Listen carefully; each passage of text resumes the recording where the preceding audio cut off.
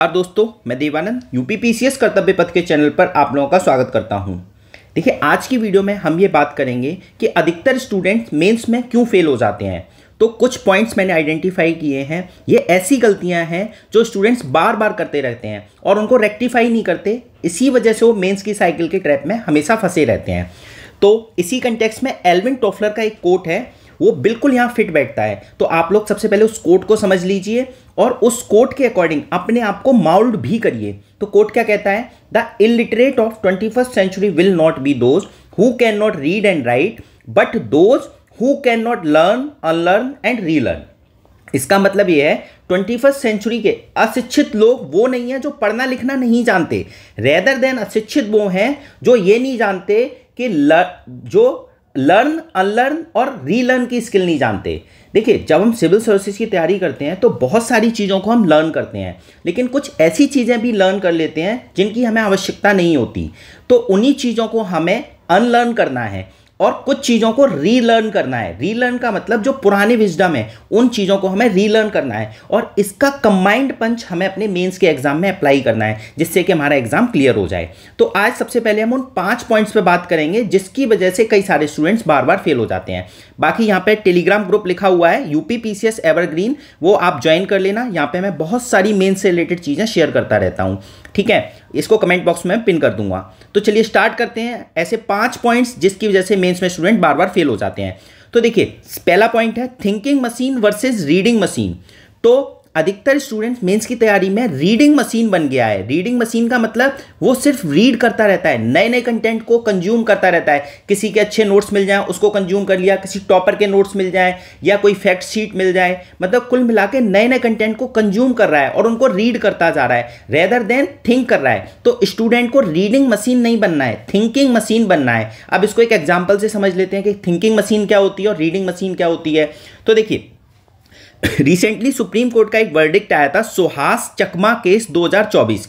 इसमें supreme court ने ये कहा, प्रिजन रिफॉर्म के बारे में बात की थी। किसके बारे में? प्रिजन रिफॉर्म के बारे में। सुप्रीम कोर्ट ने ये कहा था कि प्रिजन जो हमारे जेल हैं ओवर क्राउडेड है, मतलब बहुत ज़्यादा ठसाठस भरे हुए हैं। तो उसका एक सुप्रीम कोर्ट ने सॉल्यूशन दिया था। सुप्रीम कोर्ट ने ये कहा था कि ओपन प्रिजन सिस्टम लेके आओ। कौन सा? ओपन प्रिजन सिस्टम लेके आओ। अब राजस्थान में अभी ये प्रचलित है ओपन प्रिजन सिस्टम, ठीक है। दूसरा, सुप्रीम कोर्ट ने कहा था कि कास्ट बेस्ड डिस्क्रिमिनेशन नहीं होना चाहिए। क्या? कास्ट बेस्ड डिस्क्रिमिनेशन जेलों में नहीं होना चाहिए। तो सुप्रीम कोर्ट ने ये 2 बातें की। अब आप को ये सोचना है कि ये जो 2 पॉइंट हैं प्रिजन रिफॉर्म से रिलेटेड, हमारे जीएस पेपर 1, 2, 3, 4, 5, 6 और ऐसे इन सब में कैसे यूज कर सकते हैं। तो आप देखिए, सबसे पहले ये समझिए जीएस 1 में देखो वुमेन से रिलेटेड बात की गई है, ठीक है ना, वल्नरेबल सेक्शन से रिलेटेड बात की गई है। तो आप ये देखिए, जब ओपन प्रिजन का सिस्टम आ जाएगा तो आपको ये समझना है कि कई सारे स्टेट ऐसे हैं जहां पे वुमेन के लिए सेपरेट प्रिजन नहीं है। तो जब ओपन प्रिजन सिस्टम आ जाएगा, इसका मतलब स्पेस की अवेलेबिलिटी हो गई, इंफ्रास्ट्रक्चर की रिक्वायरमेंट कम हो गई, तो सेपरेट जेल का कॉन्सेप्ट भी वुमेन के लिए कई सारे स्टेट में आ जाएगा, ठीक है। दूसरा, वल्नरेबल सेक्शन मतलब जो हमारे प्रिजन्स हैं उसमें 70% से ज्यादा अंडर ट्रायल लोग हैं, तो उनके लिए भी बात चलेगी कि भाई अंडर ट्रायल्स हैं, किसी वजह से वो पैसे की वजह से उनका ट्रायल नहीं हो पा रहा, या सुप्रीम कोर्ट में बहुत ज्यादा केसेज हैं इसकी वजह से उनका ट्रायल नहीं हो पा रहा, तो उनके बारे में भी बात चलेगी। तो यहां पे हमने GS1 से लिंक किया। दूसरा, GS2 में देखो प्रिजन रिफॉर्म डायरेक्ट टॉपिक है हमारे एग्जाम में। दूसरा, सुप्रीम कोर्ट का जजमेंट है ये, तो सुप्रीम कोर्ट के जजमेंट से रिलेटेड कई बार हमारे एग्जाम में क्वेश्चन आ जाता है।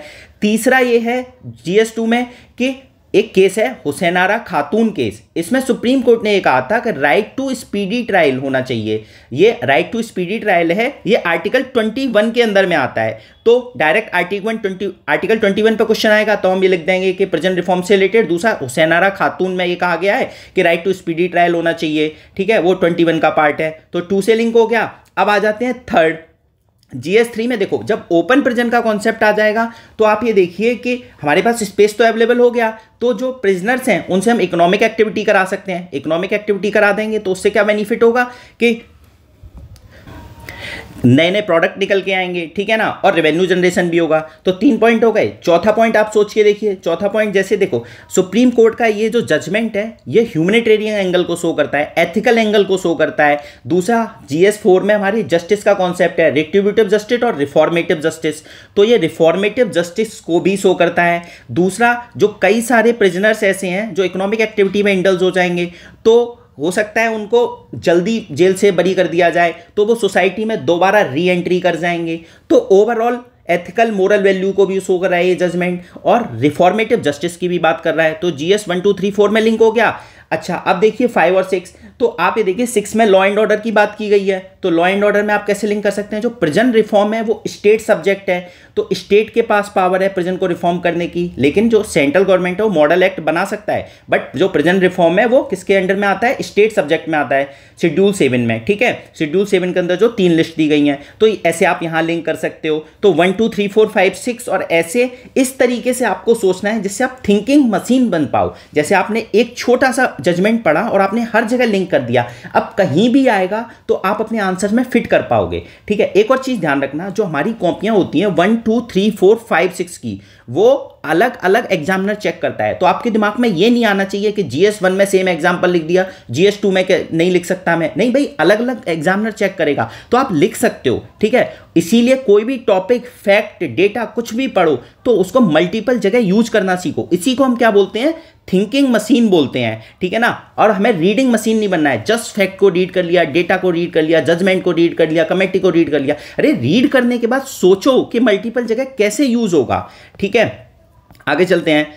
अब देखो, अभी मैंने आपको बताया कि अब आपने सोचना सीख लिया कि आपके माइंड में आइडियाज जनरेट होने लगे, ठीक है।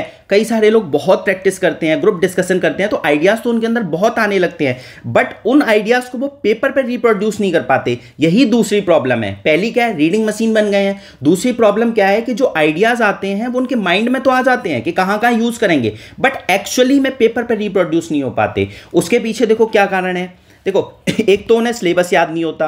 अब कई लोग जो कई सारे मेंटरशिप प्रोग्राम में जुड़े हुए हैं, तो मैंने उनसे कहा कि आप सिलेबस आपको कितना याद है, तो कहते हैं कि पूरा याद है। जब पूछता हूं उनसे सुनाओ मुझे, तो उनको 10-20% ही याद होता है। या कई लोग ये भी कह देते हैं कि मैंने लास्ट ईयर तो सिलेबस लिखा ही था, ठीक है। बट एक चीज समझ लीजिए, कई सारे स्टूडेंट मेंटरशिप में जो जुड़े हुए हैं वो 20-20 बार सिलेबस लिख चुके हैं और कई यूनिक तरीके से सिलेबस लिख रहे हैं। मैं आप वीडियो के अंत में आपको दिखाऊंगा कि किस किस नए नए तरीके से सिलेबस लिखा जा सकता है, ठीक है ना। तो कैसे इंटरलिंकिंग की जाती है, तो आप लोगों को ये समझना होगा कि सिलेबस का जो पॉइंट है ना, एक एक पॉइंट, एक एक लाइन, एक एक वर्ड आपको याद होना चाहिए, ठीक है। और उसको आपको रोज लिखना है, रोज उसकी ऑडियो बनानी है। जो लोग मेंटरशिप में जुड़े हैं वो डेली कर रहे हैं, मैं अभी आपको दिखाऊंगा कि वो डेली ऑडियो बना रहे हैं, डेली सिलेबस लिख रहे हैं, ठीक है। तो ये क्लियर हुआ। एक तो आपको सिलेबस पे पकड़ होनी चाहिए, और सिलेबस पे पकड़ कब आएगी, जब आप डेली लिखोगे, डेली ऑडियो बनाओगे, तभी आप चीजों को इंटरलिंक कर पाओगे, तभी आप पेपर पे लिख पाओगे, तभी आप पेपर से लिंक कर पाओगे और अपने आइडियाज को पेपर पे रिप्रोड्यूस कर पाओगे। दूसरा प्रॉब्लम क्या है, PYQ का, ठीक है। हम लोग क्या करते हैं, PYQ का कंपाइलेशन कहीं से उठा लाते हैं, उसके सॉल्यूशन का। देखो, ये अच्छा तरीका नहीं है। अच्छा तरीका क्या होता है कि सारे PYQ आप लिखो विदाउट आंसर, केवल क्वेश्चन लिखो, फिर उनकी ऑडियो बनाओ कि क्या क्या पूछा गया है। जब आप ऑडियो बनाओगे तो आपके दिमाग में और चीजें क्लियर हो जाएंगी। अच्छा, ये PYQ पूछे गए हैं, पहले आपने लिख लिया, फिर उसकी ऑडियो बनाई, फिर आपने क्या करना है, उनको थीम वाइज अरेंज करना है, ठीक है, कि इस थीम पे ये PYQ पूछे गए हैं। तो आपका दिमाग ऑटोमेटिकली क्लिक करेगा कि यार और क्या क्या चीजें पूछी जा सकती हैं। तो जब आपने PYQ के 3 स्टेप कर लिए और कोई भी टॉपिक पढ़ा, जैसे अभी मैंने आपको क्या बताया था, सुहास चकमा केस 2024, ठीक है, इसी टॉपिक को आप अपने हर क्वेश्चंस के, क्योंकि आपके दिमाग में वो क्वेश्चंस घूमने लगेंगे आपने जब लिख लिए हैं, तो आप ऑटोमेटिकली लिंक कर पाओगे और एग्जाम में रिप्रोड्यूस कर पाओगे। तो याद रखेंगे, थिंकिंग मशीन बनना है। दूसरा, अपने आइडियाज को पेपर पर रिप्रोड्यूस करना है। अब आ जाते हैं तीसरा पॉइंट क्या है। देखो, अभी मैंने आपको कहा कि PYQ को सॉल्व करना है, न कि पेपर को। पेपर मतलब जो कोचिंग्स होती हैं उनके टेस्ट पेपर को हम ज़्यादा से ज़्यादा सॉल्व करते हैं।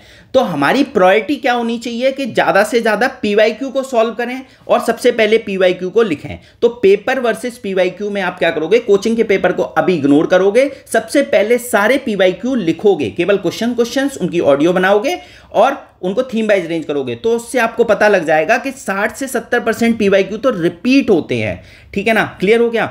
अब आ जाते हैं चौथे पॉइंट पे। देखिए अभी हमारा रिजल्ट तो आया नहीं है, अब रिजल्ट नहीं आया है तो ये पीस टाइम है, शांति का टाइम है, तो इस टाइम को हमें इफेक्टिव यूटिलाइज करना है। तो चौथी गलती ये होती है, वो तीसरी मैंने आपको नीचे बता दी, चौथी ये होती है कि पीस टाइम को हम अच्छे से यूज नहीं करते, और जैसे ही रिजल्ट आ जाता है, रिजल्ट के बाद क्या होता है, पीक टाइम, तो हम पीक टाइम में क्या करते हैं, सिलेबस के जो टॉपिक है उनको चेंज करने लगते हैं। तो हमें ध्यान रखना चाहिए कि जो पीस टाइम है उसको बहुत अच्छे से यूज करना है। अब पीस टाइम में हमें क्या क्या करना चाहिए, कोशिश करनी चाहिए कि हमारे 1 पेजर नोट्स बनके तैयार हो जाएं।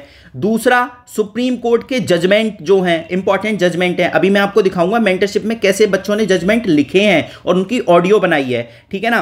तो सुप्रीम कोर्ट के जो जजमेंट हैं वो आपको तैयार होने चाहिए, इंपॉर्टेंट जजमेंट, जिससे कि आप अपने आंसर्स में डेप्थ लेके आ सको, और एक कोई एग्जामिनर जब चेक करे तो उसे लगे हाँ कोई पढ़ा लिखे बंदे ने आंसर लिखे हुए हैं, ठीक है ना। इसके अलावा कई सारे टॉपिक ऐसे होते हैं जिनकी आपको डेफिनेशन की समझ होनी चाहिए, ठीक है ना, कि क्या क्या डेफिनेशन है, एग्जैक्ट पिन पॉइंट पता होनी चाहिए। इसके अलावा कुछ इंपॉर्टेंट डेटा है जैसे पॉवर्टी का, अनएम्प्लॉयमेंट का, ये सारे डेटा आपको रटे हुए होने चाहिए, ठीक है ना, जिससे कि आप मल्टीपल जगह इनको यूज कर सको। इसके अलावा आपको डीपीएसपी सारे याद होनी चाहिए, फंडामेंटल ड्यूटी अच्छे से याद होनी चाहिए, एसडीजी के गोल सारे याद होनी चाहिए, जिससे कि अपने आंसर राइटिंग में अपनी डेप्थ लेके आ सको, ठीक है। और इसके अलावा आपको एक और चीज समझनी है कि हमें चीजों को क्लासिफाई करना आना चाहिए। क्लासिफिकेशन मतलब जैसे अगर एग्रीकल्चर पे क्वेश्चन आया तो आपके दिमाग में तुरंत क्लिक करना चाहिए कि एक प्री हार्वेस्ट होता है, एक ड्यूरिंग हार्वेस्ट होता है, एक पोस्ट हार्वेस्ट होता है। तो इस तरीके से जिन जिन टॉपिक की क्लासिफिकेशन होती है वो आपको अपने माइंड में क्लियर रखनी है। इससे क्या होता है, एग्जामिनर को यह महसूस होता है जब आप लिखते हो कि यार सामने वाले बंदे के जो थॉट्स हैं ना वो बिल्कुल सिस्टमेटिक हैं। तो जब आपके थॉट सिस्टमेटिक दिखते हैं अपने आंसर्स में तो आपको अच्छे मार्क्स मिलती हैं। तो जो जो चीजें क्लासीफाई करने की हैं उनको अलग से लिख लो कि यार एग्जाम में अगर क्वेश्चन आएगा, अगर डायरेक्टली पूछा जाएगा तो मैं क्लासीफाई कर दूंगा, अगर इनडायरेक्टली पूछा जाएगा तो डायग्राम की फॉर्म में दिखा दूंगा उसे। क्लियर हो गया। तो पीस टाइम में आपको ये सारी चीजें तैयार करनी है। और जैसे कमेटी की रिपोर्ट है, जो इंपॉर्टेंट कमेटीज है उनकी रिपोर्ट, तो ये जब आपको अच्छे से तैयार हो, मैपिंग तैयार करनी है, इसकी मैं एक आपको लिस्ट दे दूंगा, अगर आपको लिस्ट की जरूरत होगी तो आप कमेंट बॉक्स में पिन कर देना कि जो पीस टाइम में आपको क्या क्या चीजें तैयार करनी है, ठीक है।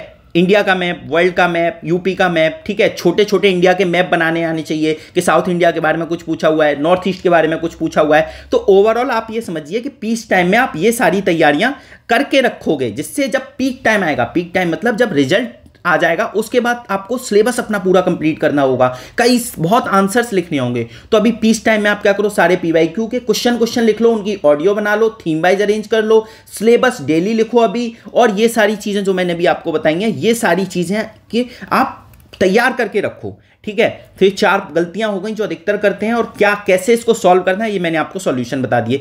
5वीं गलती आप ये समझिए कि देखो हम जनरल स्टडीज पे बहुत ज्यादा फोकस करते हैं, 1 2 3 4 5 6 पे, ऐसे पे नहीं करते और हिंदी पे नहीं करते। तो general studies versus general Hindi, ये 5वीं गलती है। जनरल स्टडीज पे फोकस करना है बट हिंदी को इग्नोर बिल्कुल नहीं करना है। और हिंदी अभी से 45 मिनट आप अभी से पढ़ने की आदत डालिए। इस 45 मिनट में आप 30 मिनट ग्रामर पढ़िए और 15 मिनट कोई पैसेज लिख लिया या लेटर लिख लिया। 15 मिनट हिंदी लिखनी है और 30 मिनट पढ़ना है। इससे क्या होगा, आपकी हिंदी लास्ट तक बहुत अच्छे से तैयार हो जाएगी, ठीक है। तो हिंदी और ऐसे पे इक्वल फोकस करना है। अब ऐसे के लिए आपको क्या करना है, अच्छे अच्छे कोट्स अभी से तैयार करके रखो कि अगर ऐसे जब मैं लिखूंगा तो कोशिश करूंगा ज़्यादा से ज़्यादा कोट्स डालने की कोशिश करूं, और अभी से कुछ तैयार करके रखूं जिससे एग्जाम में रिप्रोड्यूस कर पाऊं। जो मेंटरशिप के बच्चे होंगे उनको मैं कोट्स याद भी कराऊंगा, सारे कोट्स याद कराऊंगा, एथिक्स के हर टॉपिक पे कोट्स याद कराऊंगा कि आप एथिक्स का कोई भी क्वेश्चन लिखो, आपका इंट्रोडक्शन और कंक्लूजन कोट से ही स्टार्ट हो और कोट से ही खत्म हो। ये मार्क्स बहुत फेच करता है एथिक्स में, और ऐसे में भी मैं मेंटरशिप के बच्चों को ये सारी चीजें याद कराऊंगा, ठीक है। तो ये 5 ऐसी गलतियां हैं जो स्टूडेंट्स बार बार करता है और मेंस के ट्रैप में फंसा रहता है। तो आप लोगों को मैंने इसका सॉल्यूशन भी दिया है। तो आपको करना क्या है, अनलर्न करना सीखना है। जो गलतियां बार बार कर रहे हो और जो मेंस के में इसी वजह से मेंस में फेल हो रहे हो, तो उनको आपको अनलर्न करना है। अनलर्न के लिए देखो बार बार प्रैक्टिस करनी होगी, और किसी एक मेंटर की बात मान के आप उसको बस फॉलो करने लगो, आपकी 80 से 90% प्रॉब्लम सॉल्व हो जाएगी। प्रॉब्लम ये आती है कि हम बस कहते हैं मेहनत करेंगे, बट बहुत सारे लोग मेहनत नहीं करना चाहते, ठीक है ना। तो इसीलिए मैं कह रहा हूं कि अनलर्न करना सीखो। बाकी मैं कुछ आपको पीडीएफ दिखाता हूं कि लोग कैसे मेहनत कर रहे हैं। जैसे आप ये सिलेबस देखिए, 20 टाइम्स ये सिलेबस लिखा जा चुका है। सबसे ऊपर देखिए लेफ्ट हैंड साइड पे सिलेबस 20 लिखा हुआ है, ठीक है ना। अब ये देखिए इसी सिलेबस में देखो आप एक चीज़ ऑब्जर्व करना कि सबसे पहले हिस्ट्री का एक पॉइंट लिखा हुआ है, फिर पॉलिटी का एक पॉइंट लिखा हुआ है, फिर थर्ड पॉइंट इकोनॉमी का है, फोर्थ पॉइंट एथिक्स का है, ठीक है। उसके बाद फिफ्थ पॉइंट किसका है, यूपी का है, 6 पॉइंट यूपी के 6 पेपर का है। इसी तरीके से सिलेबस लिखने की हैबिट बन गई है। देखो इतनी बार सिलेबस लिख लिया है तो ये बिना देखे लिखा हुआ सिलेबस है, ठीक है ना। इसमें जीएस 1 2 3 के फर्स्ट पॉइंट लिखे गए, फिर उसके बाद सेकंड पॉइंट जीएस 1 2 3 4 5 6 के लिखे गए। इसी तरीके से पूरा सिलेबस लिखा गया है। देखो किसी ने अगर 20 टाइम्स लिख लिया और उसकी ऑडियो बना ली है तो हो ही नहीं सकता कि वो सिलेबस के उस सिलेबस से याद ना हो, ऑटोमेटिकली याद हो जाएगा। वो राह चलते चलते भी उसके सामने कोई चीज़ आएगी तो अपने सिलेबस से लिंक कर लेगा, सोचना शुरू कर देगा। तो यही चीज़ें मैं आपसे कह रहा हूं कि अगर आप मेंटरशिप से जुड़ रहे, मेहनत करना चाहते हो तो जरूर मेंटरशिप से जुड़ो, आपको बहुत बेनिफिट होगा। देखो बाकी चीज़ें भी दिखाता हूं कि और सुप्रीम कोर्ट के जजमेंट कैसे लिखे हुए हैं। ये देखिए सुप्रीम कोर्ट के जजमेंट जो इंपॉर्टेंट है। हिंदी इंग्लिश मीडियम में आप बिल्कुल भी परेशान नहीं होना कि देखो आपको चीज़ें समझनी है, लैंग्वेज को कभी भी बैरियर नहीं बनाना, चीज़ें समझो। जैसे हिंदी इंग्लिश मीडियम के दोनों बच्चे जुड़े हुए हैं, ठीक है ना। अब ये देखिए ये प्रॉपर केसेस लिखे हुए हैं कई सारे। एक बार जब इन्होंने लिख ली हैं और इसकी ऑडियो भी बना के सेंड की हुई है, अब इससे क्या होगा, धीरे धीरे करके ये अपने सिलेबस से लिंक कर लेंगे, ठीक है ना, और ऑटोमेटिकली उनके आंसर्स अच्छे बनने लगेंगे। तो मैंने ये 50 जजमेंट लिखवाए थे, 50 जजमेंट लिख के सेंड किए हैं। अब ये आगे जाके उनके आंसर्स ऑटोमेटिकली अच्छे हो जाएंगे, ठीक है ना। अब देखिए जजमेंट हो गए यहाँ पे, ये टोटल 50 होने चाहिए। देखो 50 जजमेंट लिखवाए हैं, बस इतने जजमेंट को हम बार बार रिप्रोड्यूस कर लेंगे, हमारा आंसर अच्छे हो जाएंगे, ठीक है। आगे देखते हैं, एक और चीज़ दिखाता हूँ। देखो एक और चीज़ मैंने अभी आपको कहा था कि जब आप PYQ लिखो तो आपको पता होना चाहिए कि क्या क्या PYQ पूछे गए हैं, ठीक है ना। ये थर्ड स्टेप में PYQ लिखा गया है। फर्स्ट स्टेप में क्या है कि ओवरऑल GS 4 का 2018 से 2024 तक के सबसे पहले PYQ के क्वेश्चंस लिख लिए, फिर उसकी ऑडियो बनाई, उसके बाद टॉपिक वाइज अरेंज किया कि अच्छा वैल्यू से क्या क्या चीज़ें पूछी गई हैं, ठीक है ना। ये खुद से मेहनत करनी है, कहीं और से अगर चीज़ें उठा के करोगे तो कभी चीज़ें याद नहीं होंगी। देखो परमानेंट मेमोरी में जाना बहुत ज़रूरी है, तो जो मेहनत करेगा उसको इसका पक्का रिवार्ड मिलेगा। तो इस तरीके से आपको चीज़ें करनी है, ठीक है। आपको कुछ और चीज़ें दिखाता हूँ, ये तो चीज़ें आपने देख ली, ठीक है। बाकी मेंटरशिप प्रोग्राम में कई सारे लोग क्वेश्चंस लिख के भेज रहे हैं तो उनको फीडबैक भी प्रॉपर दिया जा रहा है। छोटी छोटी गलतियां होती हैं जिसकी वजह से हमारे मेंस में मार्क्स कम रह जाते हैं, तो उन सब पे काम किया जा रहा है, ठीक है ना। तो आप लोगों को समझ में आ गया होगा कि हमें कैसे कैसे क्या क्या करना है और क्या क्या चीज़ें मैं आपको सिखा रहा हूँ। तो याद रखना इस तरीके से, और अनलर्न करने की आदत डालो। जो चीज़ें गलत हो गई हैं उनको अनलर्न करना है, ठीक है। तो आज की वीडियो में इतना ही। चलिए all the best, take care.